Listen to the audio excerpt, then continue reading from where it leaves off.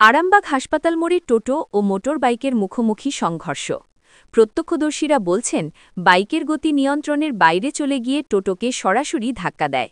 টোটো চালক গুরুতর আহত হন, মাথায় আঘাত লাগে এবং স্থানীয়রা দ্রুত তাকে হাসপাতালে পাঠান। পরে টোটো ইউনিয়নের সভাপতি শেখ শফিকুল আলম হাসপাতালে গিয়ে দেখা করেন ও ঘটনাটি নিয়ে উদ্বেগ প্রকাশ করেন। সামাজিক বার্তা, বিশ্লেষণমূলক দৃষ্টিকোণ।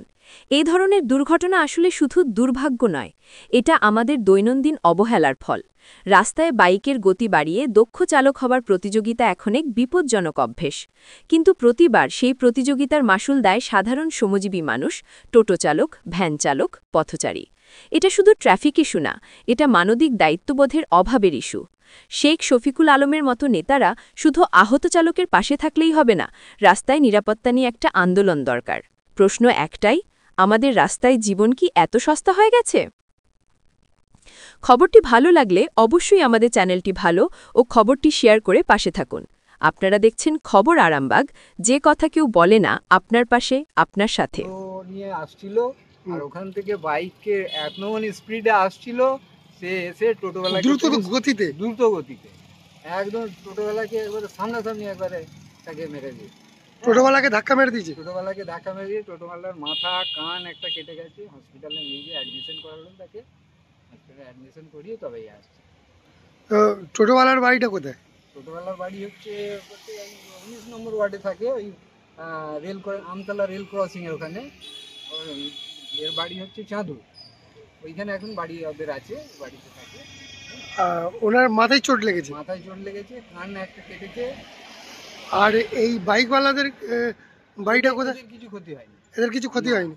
এটা সপাটে এসে মেরেছে। এই মুহূর্তে পুলিশ এসেছিল না? পুলিশ আসেনি, ওখানে পুলিশ কেসি হয়েছে। কি নাম আপনার? আমার নাম আসানুল আনসারি। দেখা যাচ্ছে দিনের পর দিন আরামবাগ শহরে দুর্ঘটনার সংখ্যা বাড়ছে এবং বিশেষ করে টোটোর সাথে বাইকের আজকেও একটা ঘটনা ঘটেছে। তো টোটোওয়ালাদের উদ্দেশ্যে কি বার্তা দেবেন? আমাদের নেত্রী মমতা ব্যানার্জি আপনাদের টোটোর জন্য ডিক্লিয়ার করে দিচ্ছে, যেটা হচ্ছে ওয়ান ম্যান ওয়ান টোটো, এবং তাদের রেজিস্ট্রেশনের জন্য অ্যাপ্লাই করার জন্য প্রত্যেককে বলে দিচ্ছে। অনলাইনে পোর্টাল খোলা হয়ে গেছে, অনলাইনে অ্যাপ্লাই চলছে।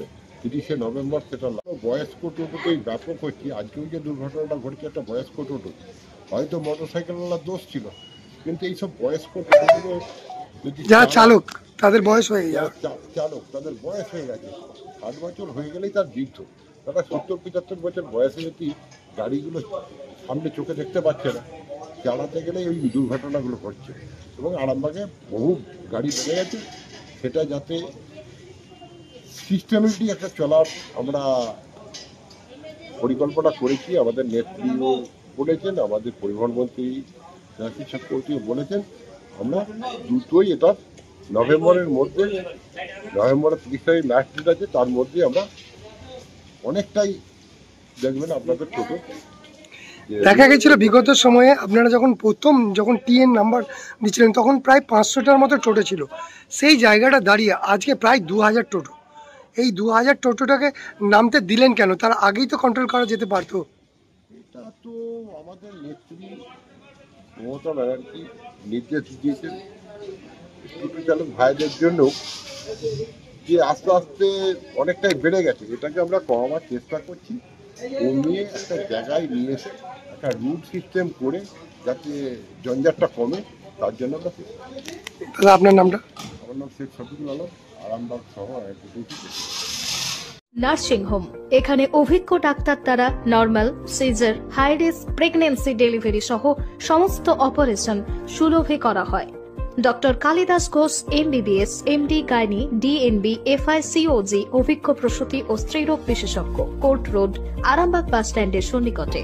যোগাযোগ নম্বর 7384893374 অথবা 9153144650 অথবা 7001653381।